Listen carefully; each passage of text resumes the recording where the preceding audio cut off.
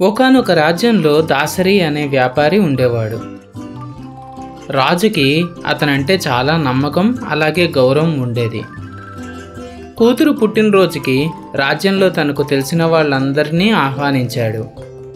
అంగరంగ వైభవంగా తన కూతురు పుట్టినరోజు జరుపుతుండగా పిలవని పేరంటానికి ఒక పేదవాడు వచ్చి ధనికులు కూర్చోవలసిన చోట కూర్చున్నాడు. అది చూసి ఆ పేదవాడిని అక్కడి నుంచి గెంటేశాడు ఆ వ్యాపారి. అవమానం తట్టుకోలేక ఎలాగైనా వ్యాపారిపై పగ తీర్చుకోవాలనుకున్నాడు. ఆ రోజు రాత్రి రాజుగారి పాదాల దగ్గరికి వెళ్ళి పనివాడు పడుకున్నాడు. మన్నాడు రాజుకు వినపడేటట్టుగా ఈ వ్యాపారి రాజుగారిని మోసం చేస్తున్నాడు అని అన్నాడు.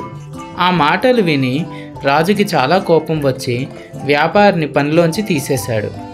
రాజుగారి ఆజ్ఞ చదివి వ్యాపారి ఎంతో దిగ్భ్రాంతికి లోనయ్యాడు. ఎంతో బాధతో తన ఇంటికి వెళ్ళి దీనంగా ఆలోచించగా ఒక్కసారిగా తనకి తన కూతురి పుట్టినరోజు వేడుకలో గెంటేయబడ్డ పనివాడు గుర్తొచ్చాడు.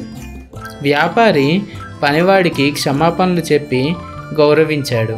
అందుకు పనివాడు చాలా సంతోషించి మన్నాడు మళ్ళీ రాజుకు వినపడేటట్టుగా రాజుగారు గడ్డి తినే సమయం అయింది అని అన్నాడు.